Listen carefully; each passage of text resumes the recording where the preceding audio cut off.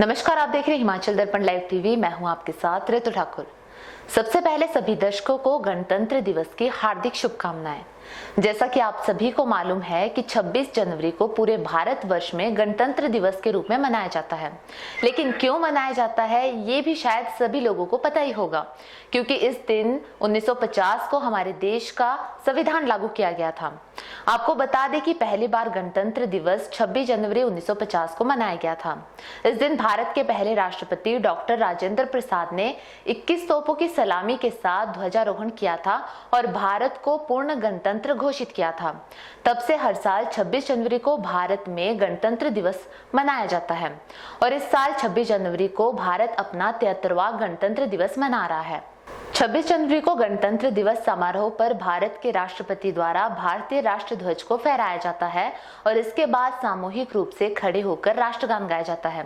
फिर राष्ट्रीय ध्वज तिरंगा को सलामी दी जाती है। गणतंत्र दिवस को पूरे देश में, विशेष रूप से भारत की राजधानी दिल्ली में बहुत उत्साह के साथ मनाया जाता है।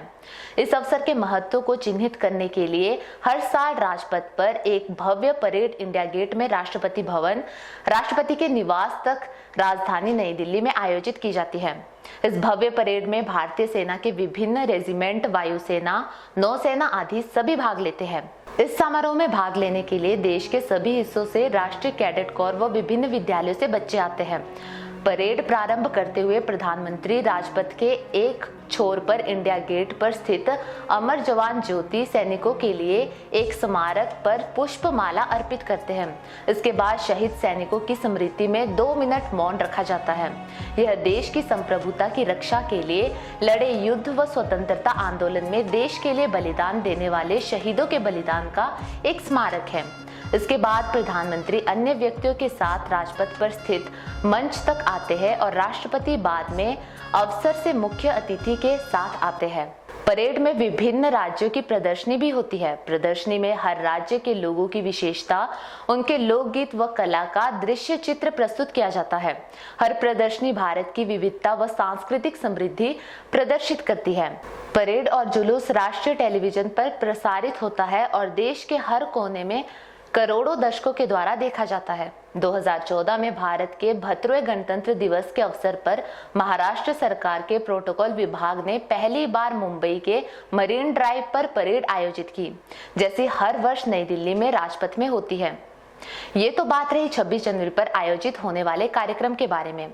अब अगर भारतीय संविधान की बात करें तो भारतीय संविधान में वर्तमान समय में भी केवल 395 अनुच्छेद तथा 12 अनुसूचियां हैं और ये 25 भागों में विभाजित है। परंतु इसके निर्माण के समय मूल संविधान में 395 अनुच्छेद जो 22 भागों में विभाजित थे, इसमें केवल 8 अनुसूचियां थी। संविधान में सरकार के संसदीय स्वरूप की व्यवस्था की गई है, जिसकी संरचना कुछ अपवादों के अतिरिक्त संघीय है।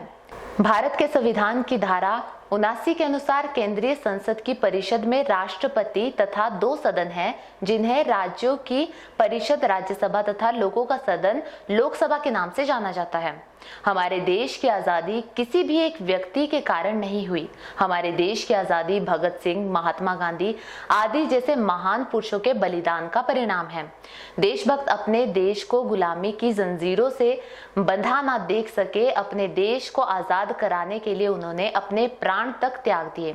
उनके बलिदानों के कारण अंग्रेजों को अपने घुटने टेकने पड़े और उन्होंने भारत को आजाद कर दिया। गणतंत्र दिवस के दिन हम इन महान पुरुषों के बलिदान को याद करते हैं और प्रत्येक भारतवासियों को भारत के शहीदों से प्रेरणा लेनी चाहिए और अपने देश को ऊंचाई तक पहुंचाने के लिए प्रयास करते रहना चाहिए। आज के लिए फिलहाल इतना ही। अन्य खबरों के लिए आप देखते रहिए हिमाचल दर्पण लाइव टीवी।